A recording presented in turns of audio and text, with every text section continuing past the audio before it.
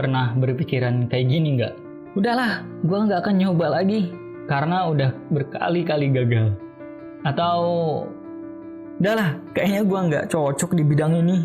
Tapi sadar nggak sih? Ada yang lebih seram daripada kegagalan.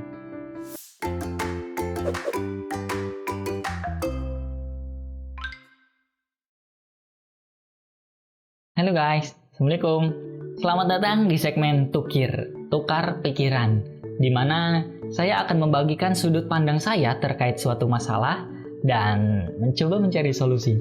Oke, saya yakin semua orang pasti merasakan yang namanya gagal. Mungkin gagal dalam berbisnis, bercinta, berkarya, kerja, dan masih banyak lagi.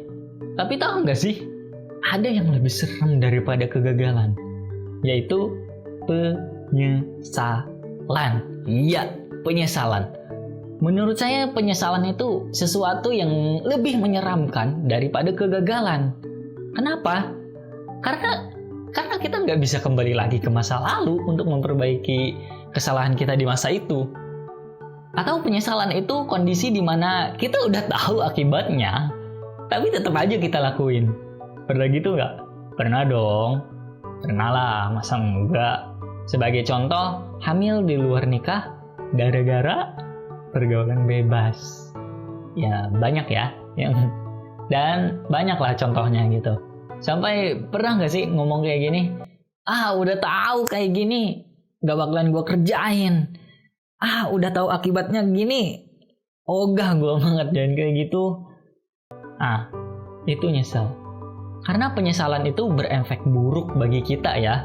Ini yang membuat seseorang itu menyalahkan dirinya sendiri dan selalu terbayang-bayangi kesalahan dia di masa lalu. Dan akhirnya ya susah move on. Oke. Kalau gagal, banyak orang gagal, tapi nggak sedikit orang yang mampu menyikapi kegagalan itu dengan baik dan benar. Sehingga dia selalu larut dalam kesedihan ketika dihadapkan dengan kegagalan. Satu hal yang harus kita tanam dalam diri kita, yaitu kegagalan adalah proses untuk kita berkembang. Kegagalan adalah proses kita untuk belajar.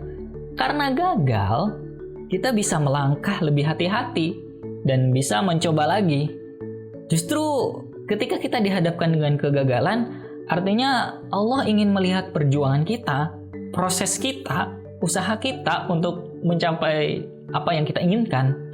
Dan ketika kita berkata, ya Allah, kenapa gue gagal terus? Cobaan apa lagi nih ya Allah?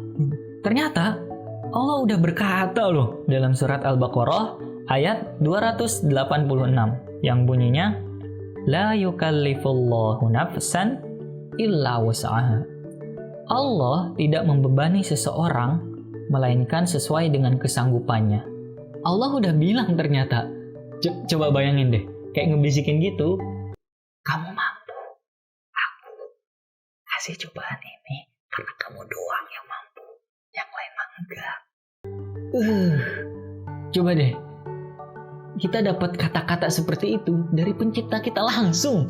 Gimana nggak seneng coba? Jangankan sama Allah, sama manusia aja, sama bos kita misalkan ya, dipuji kayak, kerja kamu bagus, lanjutkan, nanti gajinya saya naikkan. Udah seneng banget ya sih? Udah kayak termotivasi parah, kayak saya harus jadi lebih baik lagi gitu loh. Ketika seseorang menganggap kegagalan adalah sebuah akhir, ada yang salah dengan cara dia menyikapinya. So, ada beberapa tips cara menyikapi kegagalan yang menimpa kita. Ya, walaupun saya yakin ya, kamu udah ribuan kali mungkin ngedenger orang ngebahas tentang kegagalan ini. Tapi, izinkan saya untuk share salah satu tips yang saya gunakan ya, ketika dihadapkan dengan kegagalan.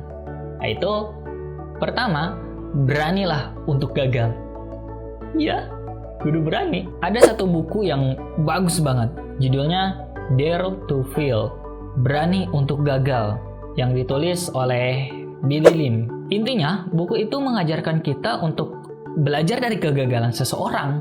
Banyak dari kita yang pengen belajar dari keberhasilan seseorang. Ya nggak?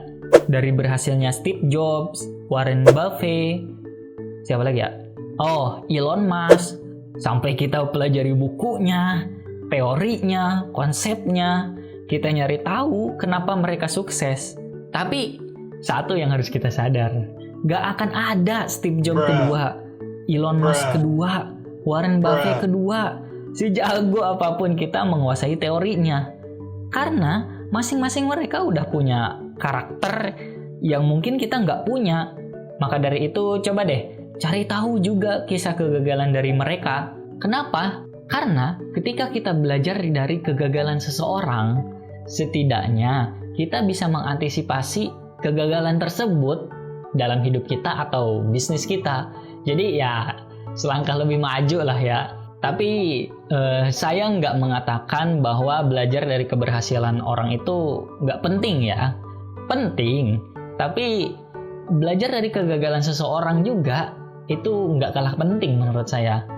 Karena ya tadi kita bisa mengantisipasi kegagalan mereka untuk kita menjalani bisnis gitu. Ada kata-kata yang bagus ketika saya nge-scroll IG gitu ya. Kata-katanya begini, if you never try, you never know. Kamu nggak akan tahu hasilnya kalau kamu nggak nyoba. Ya nggak sih? Ternyata kegagalan itu nggak seserem yang kita bayangkan ya. Banyak orang kuat karena ribuan kali gagal.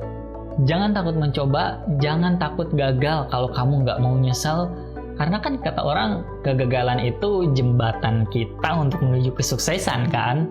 Nggak usah dengerin kata-kata orang yang ngebuat kamu drop, yang akhirnya kamu nggak mau coba lagi. Karena mereka nggak ngerti betapa nikmatnya menghargai suatu proses.